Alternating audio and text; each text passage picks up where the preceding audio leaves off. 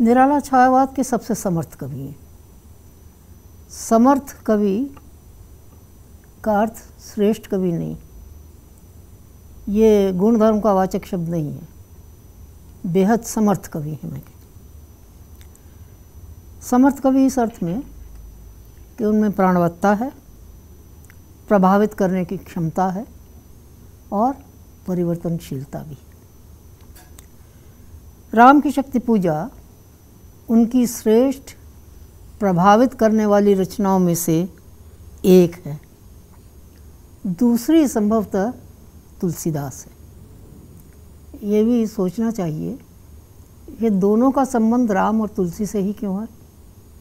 ये भी एक विचारणीय प्रश्न है। निराला की काव्य यात्रा के डॉक्टर रामविलास शर्मा ने 3 चरण माने हैं। ये 3 चरण उत्कर्ष की दृष्टि से नहीं, दौर की दृष्टि से 3 दौरों में उनकी कविता को बांटा है। पहला दौर 1921 से 1936 और ये कविता राम की शक्ति पूजा, ध्यान देने की बात है कि ये उनके पहले ही दौर की लगभग अंतिम कविता है। जैसा मैंने कहा कि ये दौर काव्योत्कर्ष की दृष्टि से नहीं, रचना क्रम की दृष्टि से माने गए हैं। जहाँ तक काव्य गुण का सवाल है, ये निराला की श्रेष्ठतम रचनाओं में से एक है। दूसरी, जैसा मैंने अभी संकेत किया, दूसरी तुलसीदास मानी जाती है। विचार इस बात पर भी होना चाहिए कि निराला का सृजनशील मन परंपरा से प्रेरणा प्राप्त करने के लिए तुलसी केंद्रित ही क्यों है। तुलसी या राम इधर ही क्यों बार बार दौड़ता है उनका मन। वैसे भी अंधकार से प्रकाश की ओर यात्रा निराला की कविता यात्रा का केंद्रीय स्वर है। इस बात को स्वाधीनता आंदोलन के संदर्भ में देखा जाना चाहिए। क्या पूरा स्वाधीनता आंदोलन इस तरह की मनोवृत्ति के लिए, इस तरह की मानसिकता के लिए कोई पृष्ठभूमि मुहैया कर रहा था?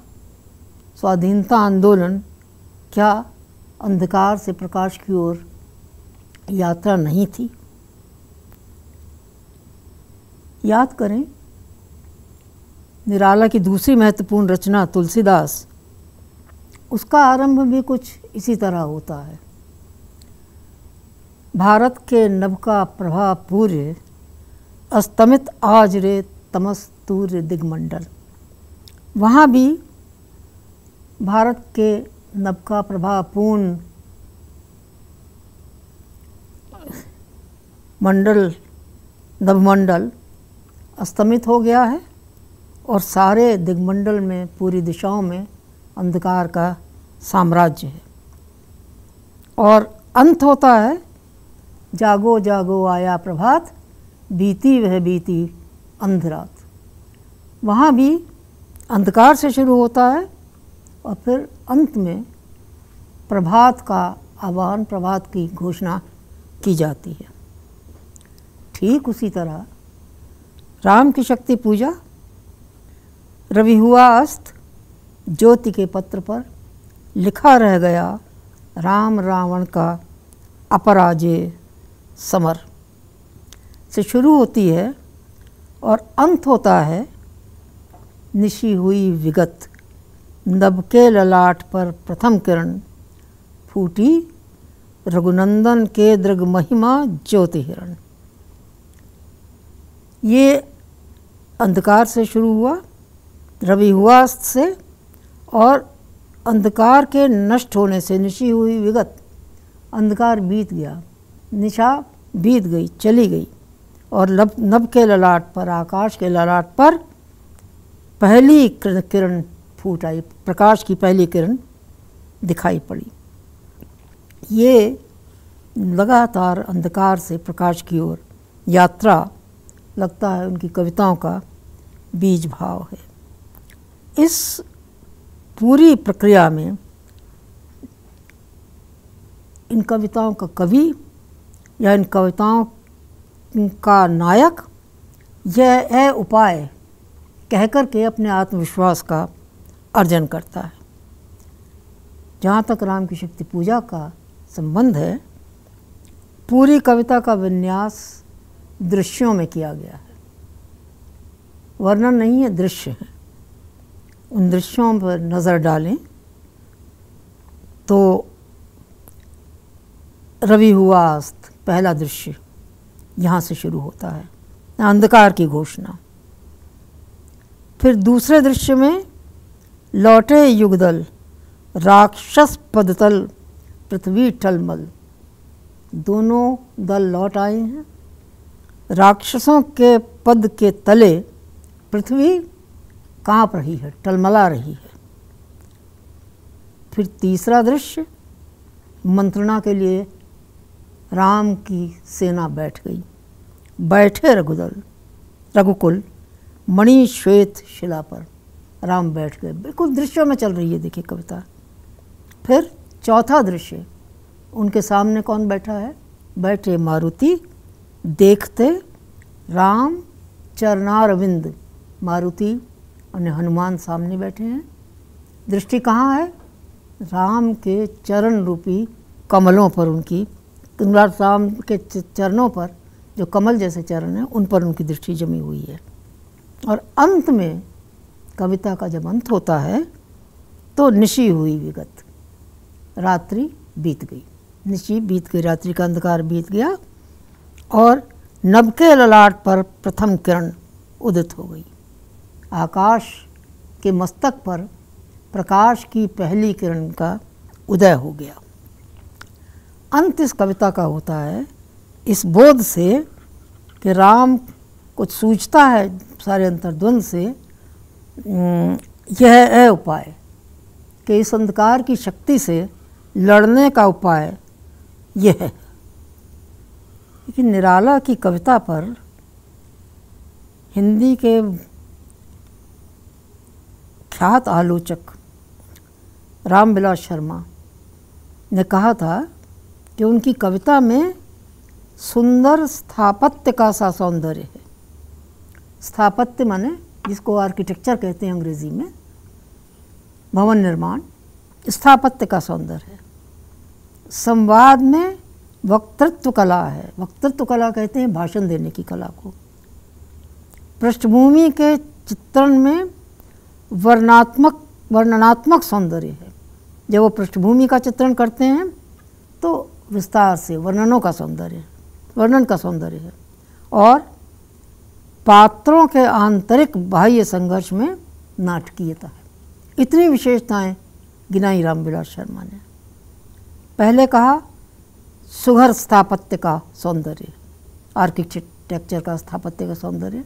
फिर एक एक करके गिनाया कि भाषण के गुण हैं संवाद में, पृष्ठभूमि के चित्रण में वर्णनात्मकता का सौंदर्य है, और पात्रों के आंतरिक मन में जो घटित होता है उसमें नाटकीयता है। कविता अन्याय जिधर है उधर शक्ति, इस निराशा के बोध से शुरू होती है। राम निराश हैं, राम हताश हैं। क्यों हताश हैं? क्योंकि उनको परेशानी ये है कि शक्ति हमारे पक्ष में नहीं है, शक्ति न्याय का पक्ष नहीं दे रही है। विडंबना ये है कि न्याय जिधर है उधर शक्ति गलत पक्ष में खड़ी हो गई है, शक्ति रावण के पक्ष में खड़ी है। इसलिए उनको लगता है मित्रवर विजय होगी न समर। हनुमान से कहते हैं कि इस युद्ध में विजय नहीं होगी।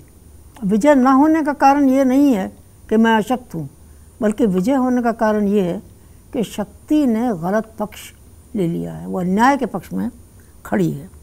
और इसलिए इस बोध से कल लड़ने को हो रहा विकल वह बार बार, असमर्थ मानता मन उद्यत हो हार हार। राम का वो मन जो कल की युद्ध के लिए, कल की लड़ाई के लिए व्याकुल होकर के बार बार उद्वेलित हो रहा है, वो असमर्थ मानता मन उद्यत हो हार हार। वो उद्यत होकर के भी बार बार अपनी असमर्थता के बोध से पराजित महसूस करता है, लगता है हार होगी। अपनी असमर्थता का बोध उसे विकल कर रहा है, व्याकुल कर रहा है। इसलिए राम हताश हैं, राम उद्विग्न हैं, राम परेशान हैं। पर इसी राम के भीतर एक मन और है। कवि उसी मन पर बल देना चाहता है और उस मन के लिए उन्होंने कहा, वह एक और मन रहा राम का जो न थका। राम के दो मन हैं, एक नहीं है। एक वो है जो परिस्थिति के वशीभूत होकर के पराजित महसूस कर रहा है, पराजित अनुभव कर रहा है। दूसरा मन एक और है जो थकना नहीं जानता। और वो मन जो थकना नहीं जानता, जो पराजित होना नहीं जानता, वो मन अपने आप को तत्पर करता है और कहता है यह है उपाय। राम सहसा कहते हैं यह है उपाय। उनको सूझता है कि नहीं उपाय है। कह उठे राम जो मंद्रित घन, गंभीर बादल की तरह से, जैसे बादल में गंभीर गर्जना होती है, उसी प्रकार से गंभीर स्वर में यह कहते हुए, यह घोषणा करते हुए कि यह है उपाय। किसका उपाय है? यद्यपि ऐसा लगता है कि असमर्थता का बोध होता है, लगता है कि सामने एक बहुत बड़ी शक्ति है, लेकिन उनको लगता है कि नहीं, एक और मन है मेरा जो थकना नहीं जानता, जो हारना नहीं जानता, और इस मन में उपाय है। इसलिए रामविलास शर्मा ने एक बड़ा सार्थक वाक्य इसके बारे में कहा है कि ये एक पराजित मन और दूसरे अपराजित मन की अनुभूति की कविता है।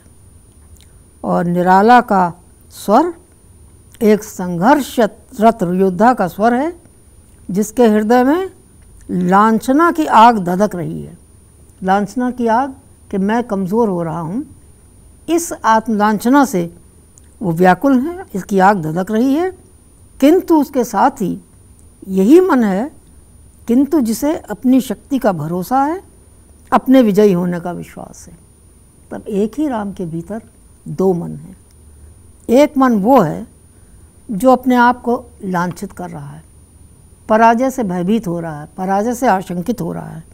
और दूसरा मन वो है जिसे अपनी शक्ति का भरोसा है, जिसको ये विश्वास है कि अंततः उसकी विजय होगी। उनका कहना है रामविलास शर्मा का कि राम की शक्ति पूजा तक निराला की चेतना का विकास हो चुका था। माने पराजित मन आत्मविश्वासी मन में बदल चुका था। सरोज स्मृति में एक निरर्थक पिता होने का जो आत्मधिक्कार था, शक्ति पूजा तक आते आते, राम की शक्ति पूजा तक आते आते, वही मन अपराजय, अविचलित, आत्मविश्वास संपन्न मन में बदल गया था। इसी को कहा उन्होंने, वह एक और मन रहा राम का जो न थका। इसलिए राम की शक्ति पूजा में दो कविताओं का सार तत्व है। एक कविता है तुलसीदास और दूसरी कविता है सरोज स्मृति। इन दोनों कविताओं का सार तत्व राम की शक्ति पूजा में है। और इसके अलावा उसमें कुछ अतिरिक्त सामग्री भी है, एक नई सामग्री है। ये अतिरिक्त सामग्री एक पराजित मन और दूसरे अपराजित मन के अस्तित्व की अनुभूति, जिसमें पराजय की वेदना और अधिक गहरा गई है। तुलसीदास का, इसको कहते हैं कि तुलसीदास का सार तत्व राम की शक्ति पूजा में है। मतलब राम की शक्ति पूजा को असंपृक्त अलग कविता के रूप में नहीं देखा जाना चाहिए, बल्कि राम की शक्ति पूजा को उनकी पहली रचना तुलसीदास के सार तत्व के रूप में देखा जाना चाहिए। तुलसीदास का एक ही मन है जो पुराने संस्कारों से लड़ता है, उन पर मुग्ध होता है। सरोज स्मृति के निराला का एक ही मन है जो अपने आप को निरर्थक पिता होने के लिए धिक्कारता है और अंत में अपने कर्मों से कन्या का तर्पण करता है। राम की शक्ति पूजा में राम के दो मन हैं और यही वो विशेषता है जो उनकी इस कविता को उनकी दूसरी कविताओं से अलग करती है। ये दोनों मन का होना ही उसकी पहचान है, उसकी विशेषता है। इसी को वो कहते हैं, वह रहा एक मन और राम का जो न थका। महत्वपूर्ण है ये और मन। महत्वपूर्ण वो दुर्बल मन नहीं है जो रह करके अपने को धिक्कारता है, जो पराजित महसूस करता है, बल्कि वो मन है जो किसी भी परिस्थिति में पराजित होना नहीं जानता, रह करके साहस का अर्जन करता है। और ये अथक अपराजय अविचालित मन ही पराजयजन्य ग्लानि और विक्षेप पर विजयी होगा। यह आत्मविश्वास राम की शक्ति पूजा के बारे में रामविलास शर्मा का कहना था कि इसी उपर्युक्त मन की साधना की कविता है राम की शक्ति पूजा। और संभवतः उनका यह मत राम की शक्ति पूजा की मूल चेतना को सही व्याख्यायित करता है। प्रश्न राम की शक्ति पूजा मात्र का नहीं है। प्रश्न यह है कि निराला क्यों रह करके जब लौटते हैं तो तुलसीदास की तरफ लौटते हैं, क्यों उनके नायक राम की तरफ लौटते हैं। निराला इससे क्या ग्रहण करना चाहते हैं, क्या संदेश देना चाहते हैं अपने पाठकों को। जैसा मैंने अभी कहा कि इसका मूल स्वर है अंधकार से प्रकाश की ओर यात्रा, और इसका संदर्भ है स्वाधीनता संग्राम। स्वाधीनता संग्राम जिस दौर में लड़ा जा रहा था वो घोर पराजय का, घोर निराशा का दौर था। केवल भारत ही नहीं, विश्व के तमाम देश साम्राज्यवादी ताकतों के तले छटपटा रहे थे और बहुत से देशों के सामने ये समस्या थी। ऐसे में कवियों ने प्राय इस युक्ति का इस्तेमाल किया है कि अपने वर्तमान के लिए वो अपने अतीत की तरफ देखते हैं, अपने इतिहास की तरफ देखते हैं, अपने पौराणिक संदर्भों की तरफ देखते हैं। उसी रूप में निराला ने राम कथा की ओर देखा है और राम कथा में से उन्होंने एक ऐसा प्रसंग उठाया है जिसमें अंधकार से प्रकाश की ओर यात्रा का निरूपण किया गया है। निराशा से आशा की यात्रा का मार्ग सुझाया गया है। ये इस कविता का केंद्रीय स्वर है और ये इसी कविता का केंद्रीय स्वर नहीं है। अगर आप छायावाद के पूरे दौर को देखिए तो उस पूरे दौर में एक बहुत बड़ी लड़ाई या एक बहुत बड़ी चिंता, एक बहुत बड़ा सरोकार यही है, क्योंकि तब तक ये तय नहीं था कि आगे देश का क्या होना है। इस पूरे युग को भारत की स्वाधीनता संग्राम के संदर्भ में देखा जाना चाहिए और इस संदर्भ में देखा जाना चाहिए कि ये पूरा युद्ध एक महाशक्ति के विरुद्ध हो रहा था, साम्राज्यवादी शक्ति के विरुद्ध हो रहा था, जिसके सामने जो लड़ने वाले हथियार थे वो आपाततः बहुत ही सामान्य थे, साधारण थे। उनमें कहीं कोई शक्ति जैसा हथियार, शक्ति जैसा कोई बोध उन हथियारों में नहीं दिखाई पड़ता था। आप पूरी स्वाधीनता संग्राम को देखिए तो गांधी ने वो सारा स्वाधीनता संग्राम हाथ में हथियार उठा के नहीं लड़ा था, अहिंसा से लड़ा था। तो किस तरह बड़ी बड़ी चुनौतियों का सामना आप नीति से, त्याग से, तपस्या से, कुछ पाने की इच्छा से ज़्यादा कुछ दे देने के संकल्प से कर सकते हैं। ये कविता उस दौर की कविताएं अगर आप देखिए, और विशेष करके छायावाद की कविताएं, तो आपको ये स्वर एक निराला की शक्ति पूजा में, राम की शक्ति पूजा में नहीं दिखाई पड़ेगा, और तमाम कविताओं में भी आपको जगह जगह ये दिखाई पड़ेगा। तो एक पूरी युग चेतना का प्रभाव कैसे कवि की मनीषा पर पड़ता है, कवि कैसे युग के साथ स्वर में स्वर मिला करके सोचता है, लिखता है, उसे वाणी देता है, और उसके लिए प्राचीन प्रतीकों का, प्राचीन कथाओं का, ऐसी कथाओं का जो हमारे संस्कारों में बसी हुई हैं। देखिए, जब कोई काल्पनिक कथानक लेकर के कोई लिखता है तो उसका प्रभाव अलग किस्म का होता है, लेकिन अगर आप किसी परिचित कथा के माध्यम से किसी ऐसे सत्य का निरूपण करना चाहते हैं जो देश कालातीत है, तो परिचित कथा के माध्यम से उसकी प्रभाव क्षमता कहीं ज़्यादा हो जाती है, क्योंकि कथा आप पहले से जानते हैं, कथा आपके संस्कारों में है। कवि उसमें एक नया अर्थ बढ़ रहा है, एक नए संदर्भ में उसका उपयोग कर रहा है। लगभग उसी तरह की घटना इस राम की शक्ति पूजा कविता में हुई है कि निराला ने राम की शक्ति पूजा को एक नए अर्थ में, इस रूप में ये रामचरितमानस में नहीं मिलता है प्रसंग, या राम कथा से संबद्ध जो दूसरे काव्य हैं उनमें ये प्रसंग ठीक इसी रूप में, जिस रूप में निराला ने इसको चित्रित किया है, उस रूप में नहीं मिलता। निराला की विशेषता ये है कि उन्होंने इस पुराने संदर्भ से एक नई अर्थवत्ता की खोज की, उसका प्रतिपादन किया, नए संदर्भ में उसको प्रासंगिक बनाया और उसको उतनी ही समर्थ भाषा शैली में प्रस्तुत किया। क्योंकि इस कविता का केवल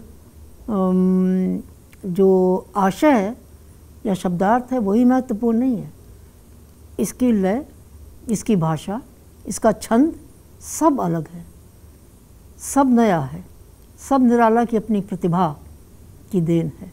और इस अर्थ में निराला बहुत ही प्रतिभाशाली कवि हैं। मौलिक शैलियों की, मौलिक विषयों की उद्भावना करने में उनका सानी छायावाद का कोई दूसरा कवि नहीं है। प्रसाद ने बड़ी रचनाएं की, कामायनी जैसा बड़ा काव्य लिखा, निराला ने उस तरह का बड़ा काव्य नहीं लिखा, लेकिन निराला की रचनाओं में प्राणवत्ता बहुत है। और उनकी रचनाओं में ये दो रचनाएं, एक तुलसीदास और दूसरी राम की शक्ति पूजा, दोनों बहुत प्रसिद्ध हुई। जैसा मैंने अभी पहले भी कहा था कि इस बात पर भी विचार होना चाहिए कि निराला का मन रह रह करके जब वो अपने समय की बात करते हैं तो अतीत में, इतिहास में उनका मन रह रह करके तुलसीदास की तरफ ही क्यों लौटता है, तुलसी के नायक की तरफ ही क्यों लौटता है, वो कोई दूसरा नायक क्यों नहीं चुनते। इसके पीछे भी निराला की अपनी प्रतिबद्धता, उनका अपना आशय, उनकी कविताओं की अर्थवत्ता, ये सब ऐसे विषय हैं जिनकी विवेचना दूर तक की जा सकती है, की जानी चाहिए, और करेंगे तो नई व्याख्याएं, नए अर्थ खुलेंगे। और जिस रूप में पिछली पीढ़ियों ने, वर्तमान पीढ़ी ने इन कविताओं को समझा है, आगे आने वाली पीढ़ियां, मुझे पूरा विश्वास है, उससे भी अधिक अर्थ इनमें से खोज के निकालेंगी, अपने समय के अनुरूप इनकी नई व्याख्या करेंगी और इन्हें समझेगी। जाहिर है इससे हिंदी कविता की पूरी जो अध्ययन की प्रक्रिया है वो ज़्यादा समर्थ होगी, और इस बात को भी विश्वास मिलेगा कि कविता का कोई अर्थ कभी अंतिम अर्थ नहीं होता। कविता वो महत्वपूर्ण होती है जिसमें अनंत अर्थ संभावनाएं होती हैं, जिसमें ये संभावना होती है कि समय समय पर व्यक्ति के द्वारा उसके एकाधिक अर्थ निकाले जाएंगे, खोजे जाएंगे, और इस तरह कविता की अर्थवत्ता की संभावना भी उतनी ही अधिक होती है जितनी किसी भी और जीवन व्यापार की होती। निराला की शैली सामर्थ्य का उदाहरण उनकी कविता के आरंभिक अंश से गुजरने से ही प्रमाण उसका मिलता है। उनके पास कैसी समस्त शैली थी, कैसा उनका शब्द चयन था, किस तरह की लयात्मकता पैदा करते थे वो, और कैसे पूरे प्रसंग को शब्दावली और शब्द योजना और तथाकथित छंद विधान के द्वारा कल्पना के सामने लगभग साकार करने की क्षमता रखते थे। कविता का आरंभ ऐसे होता है। रवि हुआ अस्त, ज्योति के पत्र पर लिखा अमर, रह गया राम रावण का अपराजय समर। आज का तीक्ष्ण शर विधृत क्षिप्र कर वेग प्रकार, शतशैल संवरणशील नील नभ गर्जित स्वर। प्रतिपल परिवर्तित व्यूह, भेद कौशल समूह, राक्षस विरुद्ध प्रत्युह, क्रुद्ध कपि विषम हूँ। विच्छुरित वन्य राजीव नयन हत लक्ष्य बाण, लोहित लोचन रावण मदमोचन महीयान। राघव लाघव रावण वारण गत युग्म परा, उद्धत लंकापति मर्दित कपि दलबल विस्तर। अनिमेष राम विश्वजिद दिव्य शरभंग भाव, विद्धांगबद्ध कोदंड मुष्टि खर्ष रुधिर श्राप। रावण प्रहार दुर्वार विकल वानर दलबल, मूर्छित सुग्रीवांगद भीषण गवाक्ष। गय नील वारित सौमित्र भल्लपति अगणित मल्लरोध। गर्जित प्रलयाब्धि शुद्ध हनुमत केवल प्रबोध। उद्गीरित वन्नी भीम पर्वत कपि चतुष्प्रहर। जानकी भीर उर आशा भर, रावण संबर लौटे युगदल। राक्षस पदतल पृथ्वी टलमल, बिंद महोल्लास से बार बार आकाश विकल। वानर वाहिनी खिन्न, लख निज पति चरण चिन्ह। चल रही शिविर की ओर स्थविर दल ज्यों विभिन्न। प्रशमित है वातावरण, नमित मुख सांध्य कमल।